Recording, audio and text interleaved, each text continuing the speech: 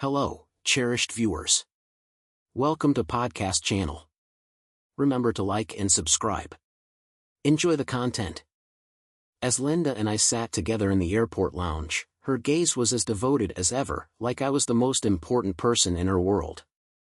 Her eyes glistened, and her smile had that gentle curve that always melted my heart. After 2 decades of marriage, it was comforting to know I could still bring that smile to her face. I slipped my hand into my pocket, feeling the small velvet box, and smiled to myself. She had no idea what awaited her. We'd shared so many experiences, 3 wonderful children, countless sleepless nights, and the typical challenges of married life, but the spark between us remained. It was this connection that made all the hardships worthwhile. I had planned this getaway for months, a romantic Mediterranean cruise for just the 2 of us, a break from the daily grind. It was meant to celebrate everything we had built together, and the timing was perfect. With the kids at their grandmother's for the week, Linda and I were free to simply enjoy each other's company. No interruptions, no obligations, just us. She was unaware that I had spent a fortune on the cruise and an even greater amount on a diamond necklace I intended to present to her during the voyage. I pictured her reaction when she opened the box, the tears of happiness, and the intimate night we'd share afterward. That was on my mind as I held her hand, waiting for our flight. I loved Linda more than anything. She was my support, the mother of my children, and the one who had been by my side through everything. We'd had our share of disagreements and challenges, but who hasn't? At the end of the day, she was the person I wanted to grow old with, the one I hoped to be with when we were both old and gray. The boarding announcement came through the speakers, pulling me from my reverie. Linda squeezed my hand and gave me that familiar smile. "Ready for an adventure?" she asked, her voice brimming with excitement. "Always," I responded, leaning in to give her a soft kiss. "Let's make some memories." We gathered our bags and headed to the gate, hand in hand. As we boarded the plane, I couldn't help but feel like the luckiest man alive. Everything was perfect, or so I thought. The plane lifted off smoothly, and I settled into my seat, feeling a deep sense of contentment.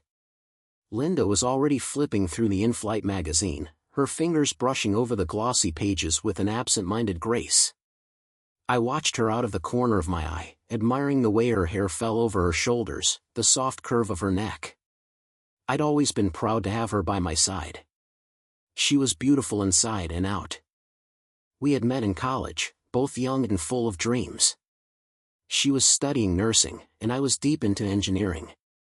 Our paths crossed at a campus party, one of those wild nights where nothing seemed to make sense, and yet everything felt right. I remember seeing her across the room, laughing with her friends, and thinking she was the most beautiful woman I'd ever seen. I don't know where I found the courage, but I walked up to her, introduced myself, and the rest, as they say, was history. Linda had this way of making you feel like you were the only person in the room, like your words mattered more than anything else. It was that quality that drew me to her, that and her kindness. She had this big heart, always looking out for others, always ready to lend a helping hand. It wasn't long before I fell head over heels in love with her. Our relationship had been a whirlwind from the start. We dated for just over a year before I proposed, and she said yes without hesitation.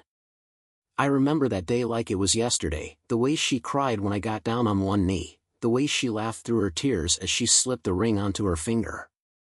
It was one of the happiest days of my life. We got married in a small ceremony surrounded by family and close friends. It wasn't fancy, but it was perfect.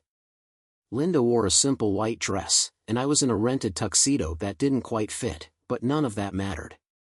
What mattered was that we were starting our lives together, and I couldn't have been more excited.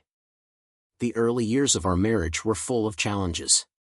Like most young couples, we struggled with money, balancing work, and our personal lives, but we always had each other. Linda worked as a nurse while I took on various engineering jobs, trying to make ends meet. We had our first child, Bobby, a couple of years later, and that was when things really changed. Parenthood was tough, anyone who has been through it can tell you that, but it was also the most rewarding experience of my life. Linda took to motherhood naturally, her caring nature making her the perfect mom. We had 2 more kids after Bobby, Jessica and Sammy, and they completed our family in a way I hadn't known was possible. My life revolved around them, and everything I did was for them. As I stared out the window at the clouds below, I couldn't help but think about how far we'd come.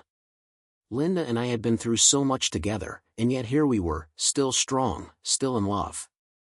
The thought of surprising her with the necklace made my heart swell. It was a symbol of everything we'd built together, everything we'd overcome. Linda turned to me, breaking my reverie. "What are you thinking about?" she asked, her voice soft and curious. I smiled and shook my head. "Just us. Our life together." She smiled back, a knowing look in her eyes. "We've had a good life, haven't we?" "The best," I agreed, leaning over to kiss her cheek. She blushed, that same shy smile that had drawn me to her all those years ago. "I can't wait for this cruise. It's going to be amazing." "I know it will," I said, squeezing her hand. "Just the 2 of us, like it used to be." She nodded, but there was a flicker of something in her eyes, something I couldn't quite place. I brushed it off, attributing it to the stress of leaving the kids behind, but deep down, I wondered if there was more to it. The rest of the flight was uneventful. We talked, laughed, and reminisced about the early days of our relationship. I couldn't shake the feeling that something was off, but I pushed it aside, focusing on the trip ahead. After all, this was supposed to be a celebration of our love, a chance to reconnect and rekindle the romance that had brought us together in the first place. When we landed, the sun was setting, casting a warm golden glow over the city. We collected our bags and headed to the terminal, ready to start our adventure. As we walked through the airport, I felt a surge of excitement.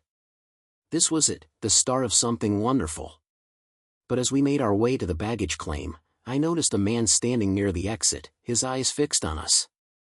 He was tall and muscular, with a look of determination on his face. At first, I thought nothing of it, just another traveler waiting for someone. But then his eyes met mine, and a chill ran down my spine. There was something about the way he looked at me that made me uneasy. I tightened my grip on Linda's hand, pulling her closer to me. She looked up, surprised by the sudden movement, but I just smiled and kissed her forehead, trying to push the unease away. As we stepped outside, I took a deep breath, trying to shake off the strange feeling that had settled over me. We hailed a cab outside the airport, the excitement of the trip still buzzing in my veins, but that strange feeling of unease lingered. As we settled into the back seat, I tried to focus on the adventure ahead. Linda rested her head on my shoulder, and I wrapped my arm around her, drawing comfort from her presence. The drive to the port was short, and soon we were standing before the massive cruise ship that would be our home for the next 10 days. The ship loomed large, its lights twinkling in the early evening dusk. It was everything I had hoped for and more, a floating paradise where Linda and I could reconnect and escape the pressures of everyday life. We checked in, handed over our luggage to be delivered to our suite, and made our way onto the ship. As we stepped aboard, I felt a surge of excitement. This was it, the beginning of the perfect vacation. We explored the ship, marveling at the luxurious amenities, the endless array of activities, and the stunning views of the ocean stretching out before us. Linda seemed a bit distracted, but I chalked it up to travel fatigue. We hadn't been away from the kids in so long, and I figured she was just adjusting to the idea of being alone with me again. I didn't push her, deciding instead to let her take things at her own pace. After all, we had all the time in the world. That night, we had dinner at one of the ship's elegant restaurants. The atmosphere was romantic, with soft music playing in the background and candlelight flickering on the tables. I reached across the table, taking Linda's hand in mine. "This is perfect," I said, smiling at her. "Just you and me." She smiled back, but again there was that flicker of something in her eyes, something I couldn't quite place. She squeezed my hand and said, "It's beautiful, Mark. Thank you for planning all of this." After dinner, we strolled along the deck, the ocean breeze cool against our skin. I pulled her close, wrapping my arm around her waist as we walked in comfortable silence. I could feel the tension melting away, the stress of life back home fading into the background. This was exactly what we needed, a chance to reconnect, to remember why we fell in love in the first place. But as we approached our suite, I noticed a figure standing near the door, his back turned to us. My heart skipped a beat as I recognized him, the same man from the airport. He turned slowly, his eyes locking onto mine with a cold, calculating gaze. Before I could react, he stepped forward, closing the distance between us in an instant. What the? I started to speak, but the words were cut off as his fist connected with my jaw, sending me sprawling to the ground. Pain exploded in my head, and I heard Linda gasp, her scream cutting through the night air. I struggled to get up, but the man was on me again, his fists raining down with brutal efficiency. I tried to fight back, but he was stronger, faster, and clearly knew what he was doing. Each blow sent waves of pain crashing through my body, and within seconds, I was dazed and barely conscious. Through the haze of pain, I heard Linda's voice, pleading and panicked, "Stop. Please, stop." The man finally paused, his breath ragged as he looked down at me with a sneer. He grabbed Linda by the arm, pulling her towards him. "Let's go," he said, his voice cold and commanding. I tried to speak, to call out to her, but the words wouldn't come. My vision blurred, and I could barely keep my eyes open. I saw Linda hesitate, glancing back at me with an expression that tore through my heart, guilt, fear, and something else, something darker. And then she was gone, walking away with him, leaving me lying on the cold deck, broken and confused. I don't know how long I lay there before someone found me. The next thing I remember is being helped to my feet by a crew member, his concerned face swimming in and out of focus as he asked if I was okay. I couldn't answer, couldn't think straight. My mind was reeling, trying to make sense of what had just happened. Linda was gone. She had walked away with him, whoever he was, and left me there like I was nothing. As they escorted me to the ship's infirmary, everything became clear, the truth hitting me like a freight train. The man from the airport, the way Linda had been acting, her distracted behavior, it all made sense now. She hadn't been tired or stressed, she had been hiding something, something she didn't want me to know. Linda was cheating on me. The fluorescent lights in the ship's infirmary were harsh and unforgiving, casting a sterile glow over everything as the nurse patched me up. My head throbbed, my jaw ached, and every breath I took sent a sharp pain through my ribs, but none of it compared to the agony inside, the burning realization that Linda had betrayed me. The nurse was gentle, her hands moving quickly as she cleaned the cuts on my face and checked for broken bones. She asked me questions, what had happened, if I knew the man who attacked me, but I could barely respond. My mind was elsewhere, replaying the scene over and over again, Linda's face, her hesitation, the way she had looked back at me before leaving with him. She had walked away. She had chosen him over me. The thought was like a knife twisting in my gut, cutting deeper with each passing second. How long had this been going on? How could I had missed it? I thought back to the last few months, had there been signs, moments when I should have noticed something was wrong? I had been so focused on planning this trip, on making everything perfect, that I hadn't seen what was right in front of me. "Sir, are you okay?" The nurse's voice broke through my thoughts, pulling me back to the present. I nodded weakly, not trusting myself to speak. She gave me a sympathetic look, her eyes softening as she wrapped a bandage around my bruised ribs. "Do you want to report this to the ship's security?" she asked, her voice low and careful. I shook my head. "No," I finally managed to say, my voice hoarse. Just get me to my room." She hesitated, clearly concerned, but nodded. "Okay, but if you change your mind, let us know. And if you need anything at all, just call." I thanked her, though the words felt hollow in my mouth. All I wanted was to be alone, to process the storm of emotions that was tearing through me. A crew member helped me back to my suite, where I collapsed onto the bed, every muscle in my body screaming in protest. I stared up at the ceiling, the events of the night spinning around in my head like a nightmare I couldn't wake up from. Linda was cheating on me. It felt surreal, like something out of a bad movie. I had trusted her completely, believed in our love, in the life we had built together. And now, it was all unraveling before my eyes. I thought about the kids, the life we had created as a family. How could she do this to us? To them? The pain of betrayal was so overwhelming it felt like I couldn't breathe. I wanted to scream, to cry, to lash out, but I was too exhausted, too broken to do anything but lie there, numb and defeated. My phone buzzed on the nightstand, and I reached for it with trembling hands, half expecting a message from Linda. But it wasn't from her. It was a video message, and the sender's name made my blood run cold. Unknown number. My heart pounded in my chest as I opened the message, my fingers shaking.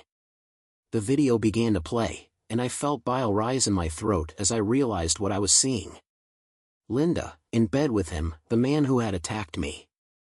They were on the ship, in what looked like one of the luxury suites, their bodies tangled together in the sheets, their movements slow and intimate. Her soft moans filled the room, and I could see the look of pleasure on her face, the way she clung to him like he was the only thing that mattered in the world. I couldn't look away, even as the tears blurred my vision. This was my wife, the woman I had loved for 20 years, the mother of my children, with another man, the man who had just beaten me senseless. The video ended with a message typed out in bold letters across the screen, "This is just the beginning. She is mine now." I dropped the phone, my hands shaking uncontrollably, my heart shattered into a million pieces. The pain was unbearable, like my entire world had come crashing down around me, and I was left standing in the ruins, alone and devastated. Linda had betrayed me in the worst possible way, and now she was flaunting it in my face, taunting me with her infidelity. But as the shock began to wear off, a new emotion started to rise within me, rage. Pure, unfiltered rage. How dare she? How dare he? They thought they could humiliate me, destroy everything I had worked so hard to build, and get away with it? No. I wasn't going to let them. I wasn't going to let her do this to me, to our family. This wasn't over, not by a long shot. I clenched my fists, ignoring the pain that shot through my body, and vowed to myself that I would get revenge. They would pay for what they had done. I would make sure of it. I didn't sleep that night, how could I? My mind was a whirlwind of anger, pain, and confusion. My body, too battered to find any comfort in the bed that felt too big, too empty without Linda beside me. Every time I closed my eyes, the image of that video flashed in my mind, Linda with him, doing things that used to be reserved for just the two of us. It felt like my heart was being shredded piece by piece until there was nothing left but raw, seething rage. By the time the sun began to rise, casting a pale light through the small window of my suite, I had made up my mind. I wasn't going to sit here and let them destroy me. If Linda thought she could just walk away from our marriage and flaunt her affair in my face, she was sorely mistaken. I would fight back, starting with the one thing she loved more than anything else in this world, our children. I forced myself out of bed, every movement sending a jolt of pain through my bruised and aching body. I didn't care. Pain was nothing compared to the burning need for revenge that fueled me now. I showered quickly, the hot water scalding against my skin, but it helped to wash away the fog of exhaustion, sharpening my focus. Dressed and ready, I grabbed my phone and opened the contacts. My hand hovered over Linda's number for a moment before I decided against it. No, I wasn't going to confront her directly, not yet. She'd get what was coming to her in due time. Instead, I dialed my mother-in-law's number. She answered on the third ring, her voice warm and familiar. "Mark, how is the trip going? Are you and Linda having fun?" I could hear the genuine excitement in her voice, and for a brief moment, guilt twisted in my gut. But I pushed it aside, knowing I had to do this for myself, for the kids. "Hi, Sally," I said, forcing calmness into my voice. "Listen, something has come up, and I need you to keep the kids a little longer." There was a pause on the other end of the line, and I could almost picture her expression, concerned, motherly. "Is everything okay? You sound off." I hesitated, wondering how much to tell her. But Sally was a strong woman, and she deserved to know the truth. "No, it's not okay," I said quietly, the anger simmering just below the surface. Linda, she's having an affair. I found out last night. There was a sharp intake of breath on the other end, followed by a heavy silence. When Sally finally spoke, her voice was thick with emotion. Oh, Mark, I am so sorry. I had no idea. I didn't either, I admitted, my voice cracking slightly. But I need you to keep the kids with you for a while. I can't let them get caught up in this mess. Of course, Sally said firmly. They'll stay here as long as you need. But Mark, what are you going to do? I swallowed hard, the weight of the decision pressing down on me.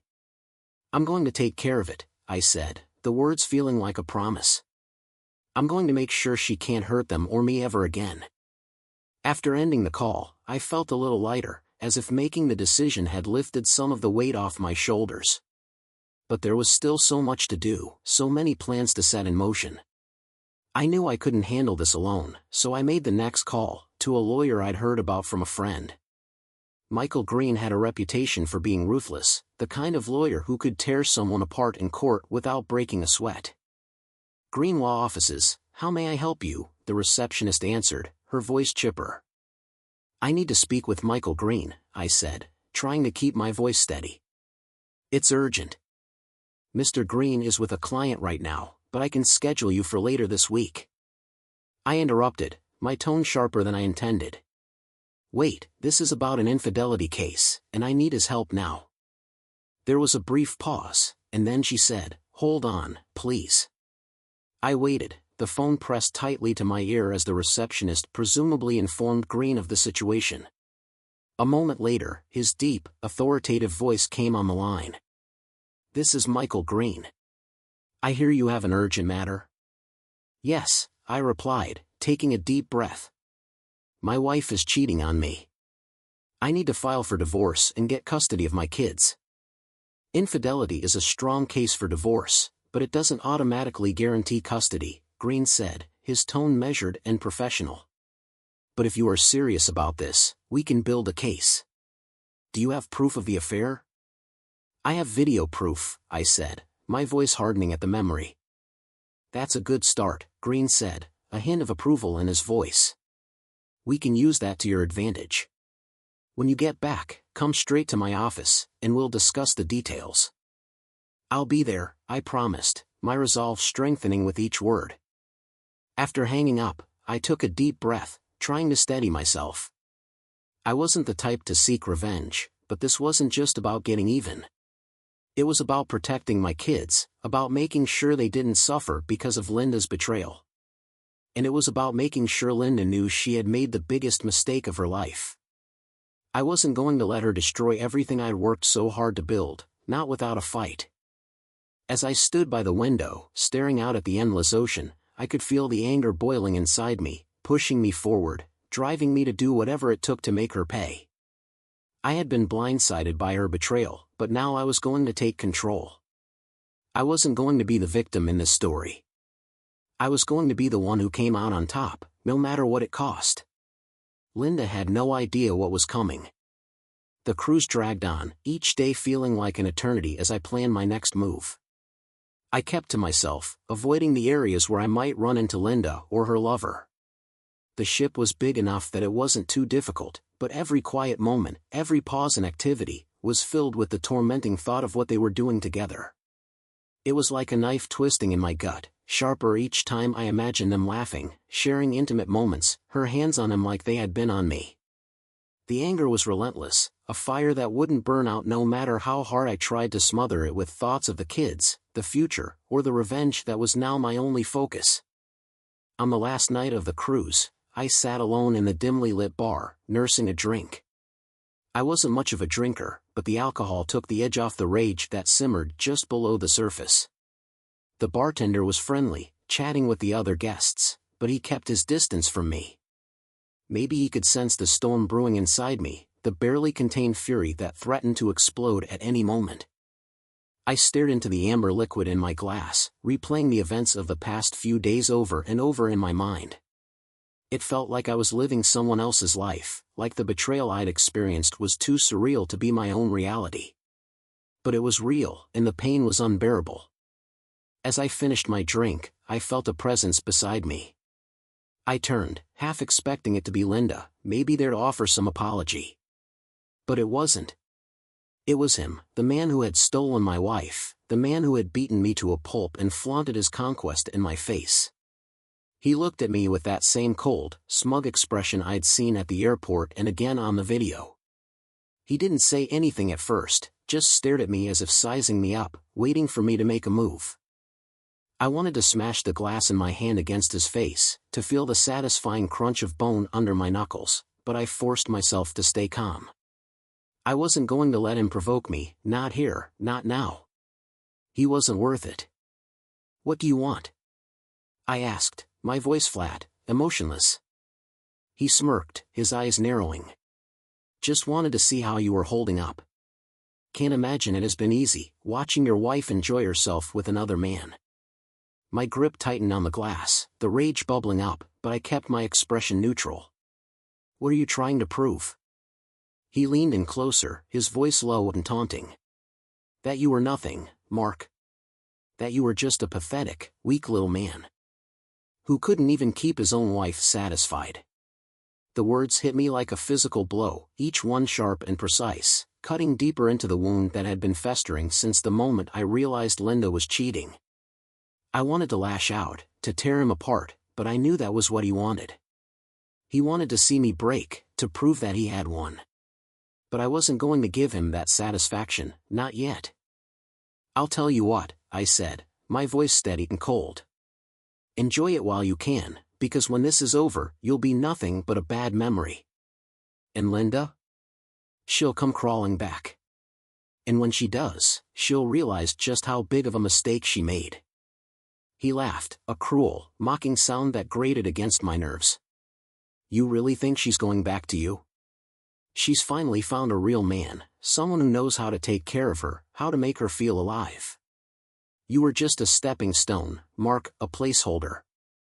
I felt the blood rush to my face, the heat of anger burning through my veins, but I forced myself to stay calm. He was goading me, trying to push me over the edge, but I wouldn't let him. "Not here, not now." "I guess we'll see about that," I said, standing up and tossing some money on the bar. "Enjoy the rest of your trip. It's going to be your last." I turned and walked away, every muscle in my body tense, my fists clenched so tightly my knuckles turned white. I could feel his eyes on my back, could almost hear the smirk in his silence, but I didn't look back. I didn't need to. The battle lines were drawn, and I knew that the real fight was yet to come. Back in my suite, I threw my suitcase open, stuffing my clothes inside with more force than necessary. My hands were shaking, the anger too much to contain, but I couldn't let it control me, not yet. I had to stay focused, had to keep my eye on the prize. This was just the beginning. Linda and her lover thought they had the upper hand, but they didn't know what I was capable of. They didn't know how far I was willing to go to protect what was mine, to get my revenge. I finished packing and sat down on the edge of the bed, my heart racing, my mind spinning with thoughts of what would come next. Tomorrow the ship would dock, and this nightmare of a cruise would finally be over. But the real nightmare was just beginning, for them, at least. I didn't sleep that night, too wired with anticipation, with the need to set my plan in motion. As the first light of dawn crept through the window, I stood up, ready to face whatever came next.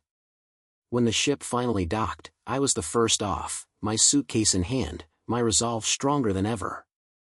I didn't look back at the ship, didn't care where Linda and her lover were or what they were doing.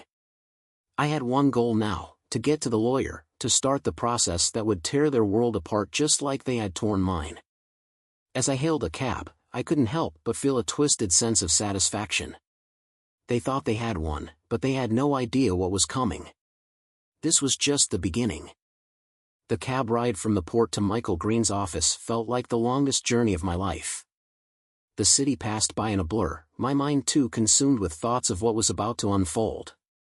The cab driver tried to make small talk, but I barely registered his words, nodding absently as my thoughts spiraled through every possible outcome. When we finally pulled up in front of the office building, I paid the fare and stepped out, taking a moment to steady myself. The building was a nondescript gray stone structure, nothing about it stood out, nothing that hinted at the battles fought within its walls. But I knew that once I walked through those doors, my life would never be the same. I took a deep breath, squared my shoulders, and walked inside. The receptionist was a polished, efficient-looking woman who greeted me with a professional smile. "Mr. Johnson, I presume?" she asked, already reaching for the phone. "Yes," I replied, my voice surprisingly steady given the turmoil churning inside me. "Mr. Green is expecting you. Please have a seat, and he'll be with you shortly." I nodded and sat down in one of the leather chairs, my mind racing.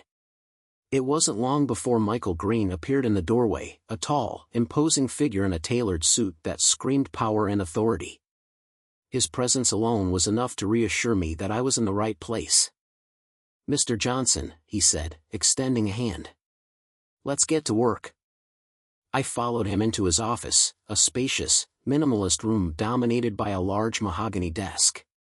The walls were lined with shelves filled with legal books, and the only decoration was a framed diploma from Harvard Law School.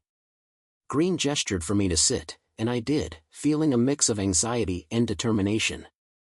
He took his seat behind the desk and fixed me with a piercing gaze.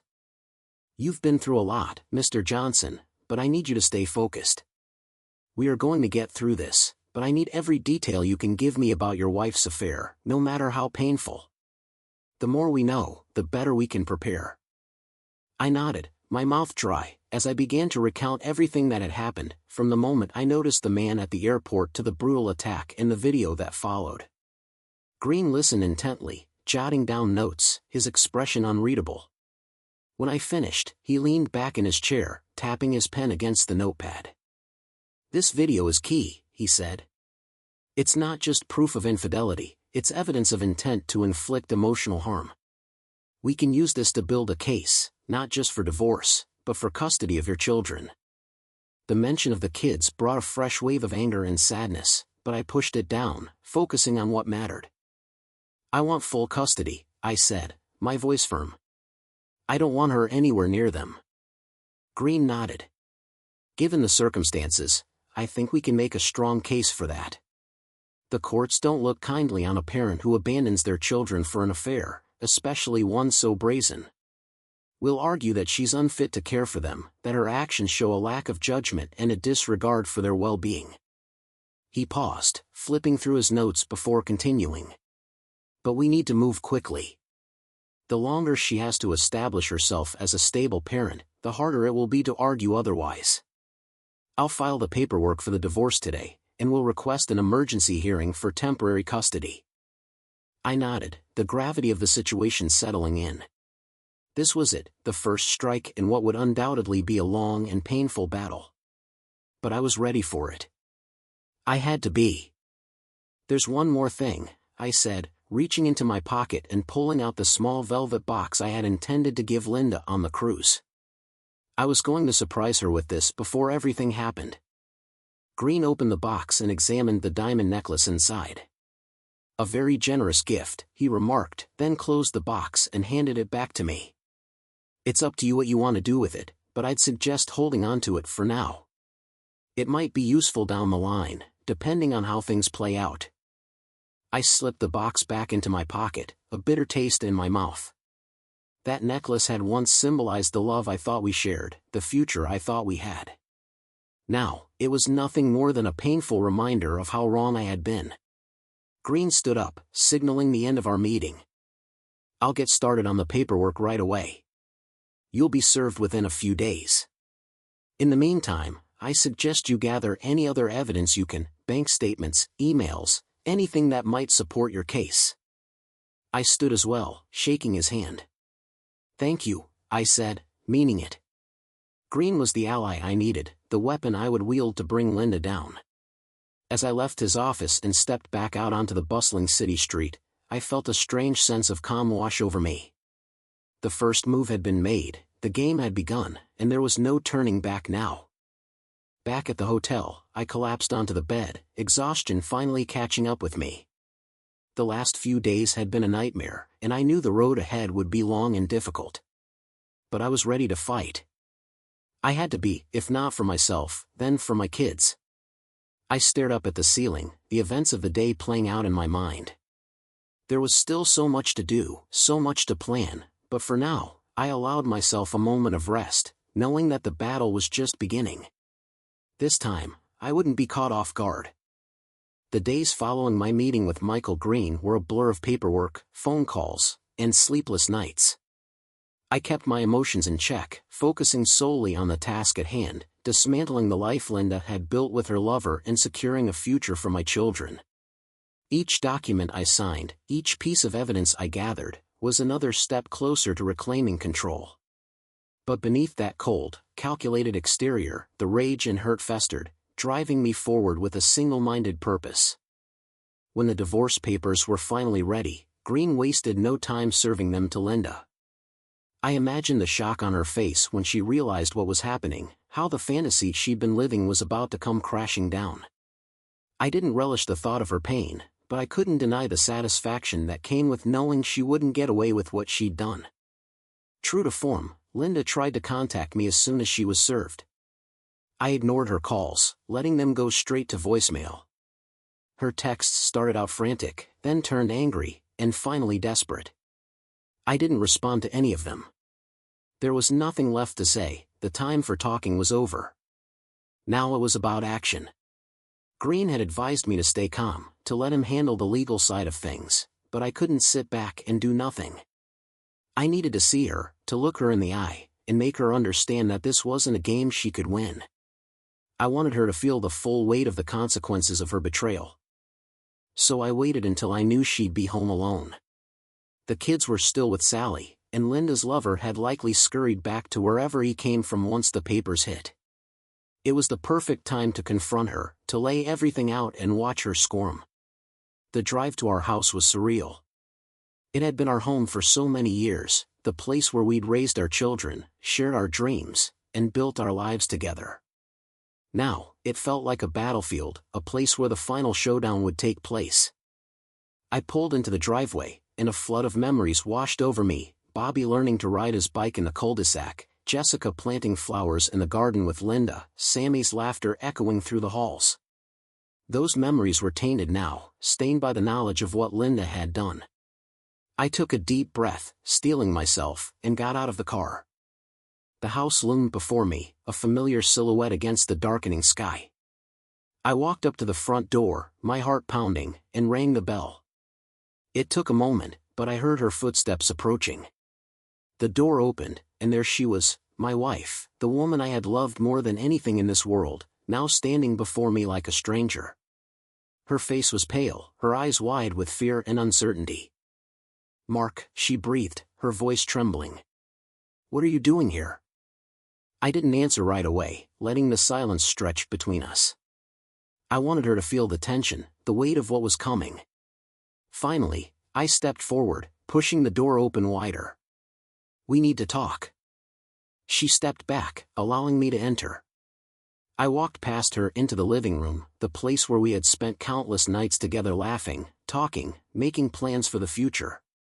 It felt cold and empty now, devoid of the warmth it once held. Linda closed the door and followed me, her movements hesitant. "Mark, I'm so sorry," she began, her voice breaking. "I never meant for any of this to happen." I turned to face her, my expression hard. "But it did happen, Linda. You made a choice to betray me, to destroy our family. And now you're going to face the consequences." Tears welled up in her eyes, but I didn't soften. I couldn't. She needed to understand just how badly she had messed up. "I never wanted to hurt you," she whispered, her voice barely audible. I was lost, confused. "I made a mistake." "A mistake?" I repeated, my voice rising. "A mistake is forgetting our anniversary or burning dinner. What you did was a betrayal, Linda. You broke our marriage, our family, because you were confused. That's unforgivable, and you know it." She flinched at my words, her tears spilling over. I know I don't deserve your forgiveness, but I still love you, Mark. I always have." The audacity of her words hit me like a punch to the gut. Love? I spat, taking a step closer to her. You think this is love? You think sending me a video of you with another man is love? You destroyed everything we had, and now you want to talk about love? She sobbed, covering her face with her hands. Please, Mark, I'm sorry. I was stupid. I was wrong. I'll do anything to make it right. Please, just don't take the kids from me. There it was, the real reason for her tears, her desperation. She knew what was at stake. She knew she was about to lose everything, and now she was begging for mercy. But I had none to give. The kids, I said, my voice cold as ice. You don't get to keep them, Linda. You forfeited that right the moment you decided to walk away from them. You think you can just come back now, after everything you've done, and pretend to be the mother they need? No. She shook her head, her eyes wide with panic. Please, Mark, they're all I have left. Don't take them from me. I'll do anything, I said, my gaze narrowing. What could you possibly offer me now, Linda? What could you say or do that would change what you've done? She didn't answer, just stood there trembling, her face streaked with tears. I could see the fear in her eyes, the realization that there was no way out of this. She had lost and was now facing the consequences of her actions. I took a deep breath, forcing myself to stay calm. It's over, Linda. The divorce papers are filed, and I am taking full custody of the kids. You can fight it, but you won't win, not after everything you've done. Her knees buckled, and she sank to the floor, sobbing uncontrollably. It was a pitiful sight, one that might have moved me if I hadn't been so numb to her by now. I'm leaving, I said, turning toward the door. I'll be staying at a hotel until the court date. You can keep the house, the furniture, whatever you want. It doesn't matter to me anymore. She didn't respond, just curled into a ball on the floor, her sobs filling the empty room. I walked to the door, pausing for a moment to look back at her. This was the woman I had once loved more than life itself, the mother of my children, now reduced to a broken, sobbing mess. Part of me wanted to feel pity, to reach out and comfort her, but the larger part of me knew that this was the path she had chosen. Without another word, I stepped outside, closing the door behind me. The cool night air hit me like a slap, but I welcomed it. I needed to clear my head and focus on what was next. As I got into my car and drove away, I felt a strange sense of release. The confrontation hadn't been easy, but it had been necessary. Linda had to face the reality of what she had done, and now she would have to live with the consequences. But I wasn't done yet. The battle was far from over. The custody hearing loomed on the horizon, and I knew that would be the true test of everything I had fought for. I couldn't afford to let my guard down, not for a second. This was just the beginning of the end for Linda, and I was going to make sure she felt every painful step of the way. The days leading up to the custody hearing were a blur of preparation and tension. Michael Green was relentless, methodically piecing together a case that would make it impossible for Linda to claim any right to the kids. We worked late into the night, going over every detail and every piece of evidence that would paint her as an unfit mother, the video of her and her lover, the testimony of the ship's crew, and even the financial records that showed her reckless spending. They all formed a damning picture. I spent every free moment with the kids, trying to shield them from the storm that was about to hit. They were too young to understand the full scope of what was happening, but they could sense the tension. Bobby, my oldest, was the most perceptive. He knew something was wrong but didn't ask many questions. Jessica was quieter than usual, clinging to me more than she ever had before, and Sammy, my youngest, just wanted everything to go back to the way it was. I hated that they had to go through this. They were innocent in all of this, yet they were the ones who would suffer the most from Linda's betrayal. It broke my heart to see them so confused and hurt, but I knew that the only way to protect them was to win this custody battle. Finally, the day of the hearing arrived. I dressed carefully that morning, choosing a suit that made me feel confident and in control. This wasn't just a legal battle, it was a fight for my children's future, and I had to be at my best. I kissed the kids goodbye, reassuring them that everything would be okay, even though I wasn't entirely sure of that myself. When I arrived at the courthouse, Green was already there, waiting with a stack of files and a determined look on his face. "Ready?" he asked, his voice calm but firm. I nodded, my nerves tightly wound. "As ready as I'll ever be." We walked into the courtroom together, and I was immediately struck by how cold and impersonal it felt. The walls were a dull gray, the benches hard and uncomfortable. It was a place where lives were changed, where decisions were made that could alter the course of a family's future. Linda was already there, sitting on the opposite side of the room with her lawyer, a slick-looking guy in an expensive suit. She looked pale and tired, her eyes red from crying. She glanced at me as I walked in but avoided her gaze, focusing instead on the task at hand. The judge, a stern-looking woman in her 50s, entered the courtroom, and everyone stood as she took her seat. The tension in the room became almost palpable. This was it, the moment that would decide everything. The hearing began with opening statements. Green was concise and to the point, laying out the case for why I should be granted full custody. He presented the evidence with precision, detailing how Linda's actions had endangered the well-being of our children and how her affair had shown a complete disregard for her responsibilities as a mother. Linda's lawyer, on the other hand, tried to downplay the affair, arguing that it didn't affect her ability to be a good mother. He painted a picture of a woman who had made a mistake but was still devoted to her children. It was a weak argument, and I could see the cracks in his case from the start. Then came the witnesses.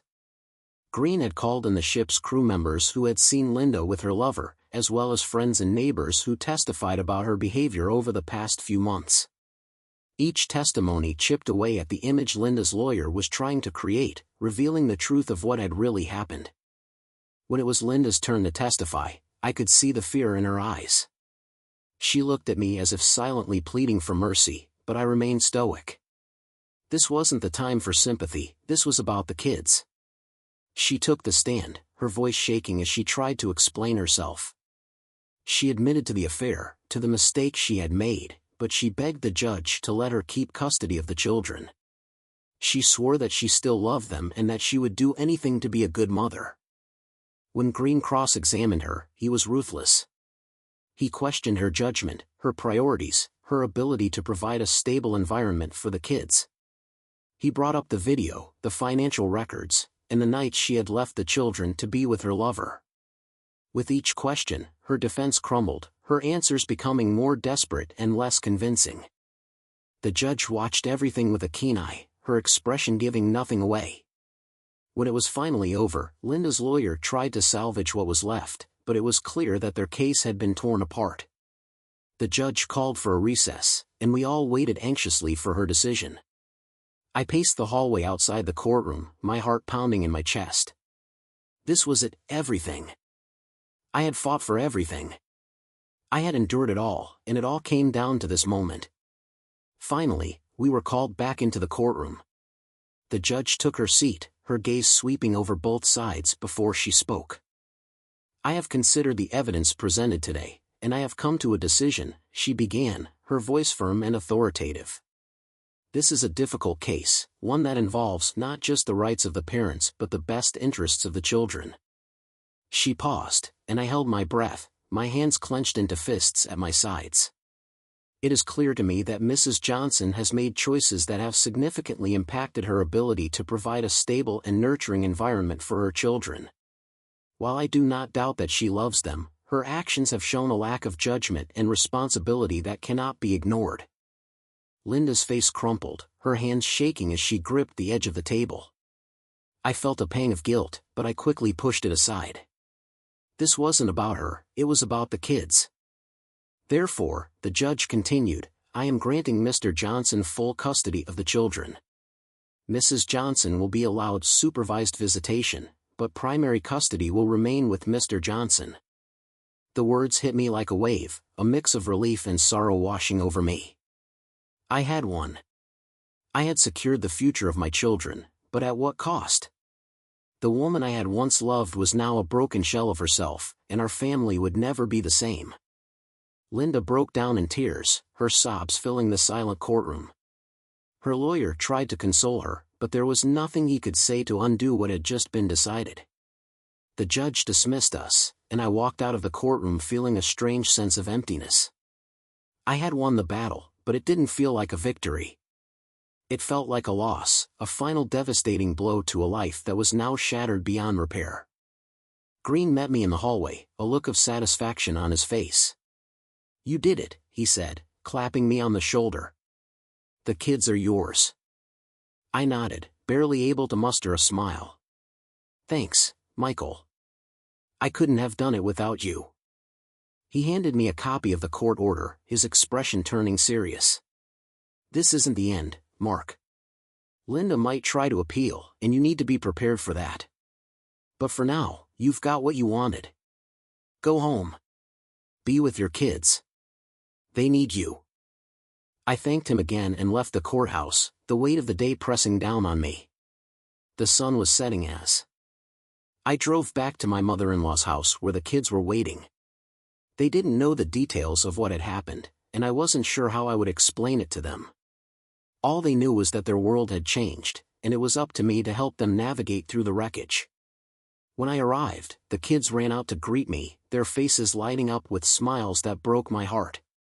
They didn't deserve any of this, but I was determined to make sure they came through it with as little pain as possible. I hugged them tightly, feeling the tears welling up in my eyes. "We're going to be okay," I whispered, more to myself than to them. "I promise." As we walked inside, I couldn't help but think of Linda, alone in the house that was no longer a home. The woman I had loved, the mother of my children, was now just a painful memory of a life that could never be reclaimed. But there was no turning back now. The war was over, and I had won.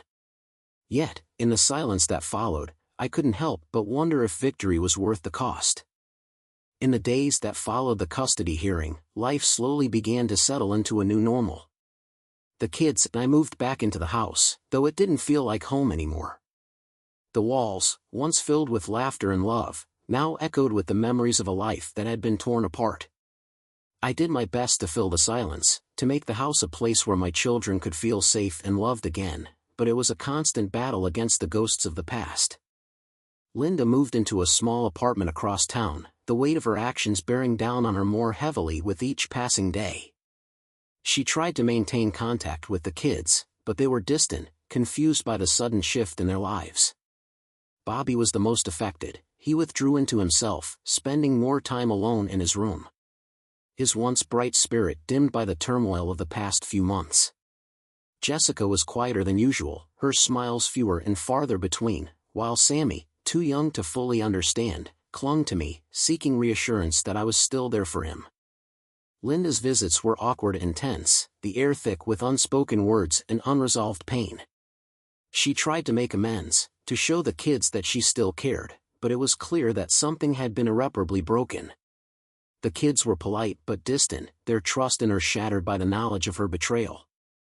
I watched from the sidelines, torn between wanting to shield them from the pain and knowing that they needed to face the reality of what had happened. As the weeks turned into months, I threw myself into rebuilding our lives. I focused on my work, expanding the small business I had started in Fred's workshop. Determined to create a stable future for the kids, I hired additional help, and soon the business was thriving, giving me the financial security I needed to provide for my family. But no amount of success at work could fill the void left by the collapse of my marriage. I started seeing a therapist, hoping to make sense of the anger and sadness that still lingered. The sessions were difficult, forcing me to confront emotions I had buried deep inside, but it also brought clarity, helping me to understand that while I had won the legal battle, the emotional wounds would take much longer to heal. Linda too sought counseling, trying to piece together the fragments of her life. She reached out to me several times, asking for a chance to talk and explain, but I kept my distance. I wasn't ready to forgive, and I wasn't sure I ever would be. The betrayal was too deep, the pain too raw. One evening, a few months after the custody hearing, I received a call from Linda. It was late, and I was surprised to see her name on my phone. I hesitated before answering, unsure of what she could possibly want. "Mark," she said, her voice quiet and subdued. "I know you don't want to talk to me, but I just need a moment of your time. Please." I sighed, leaning back in my chair. "What is it, Linda?" "I've been doing a lot of thinking," she began, her words slow and deliberate. "About everything that's happened, about the choices I made. I know I can't undo the damage, but I need you to understand that I never meant to hurt you or the kids. I was lost, Mark. I didn't know who I was anymore, and I made a terrible mistake." I listened quietly, the anger that once consumed me now replaced by a profound, weary sadness. "Linda, what you did changed everything. You didn't just hurt me, you hurt our children. That's something I can't overlook." She fought back tears, her voice shaking. "I understand. I know I don't deserve your forgiveness, but I had to tell you I'm sorry. I am truly, deeply sorry for everything." For a long time, I was silent. The air between us was thick with the weight of what had been lost. Finally, I spoke, my voice steady but lacking warmth. "I accept your apology, Linda, but it doesn't undo what happened. We can't turn back, we can only move forward."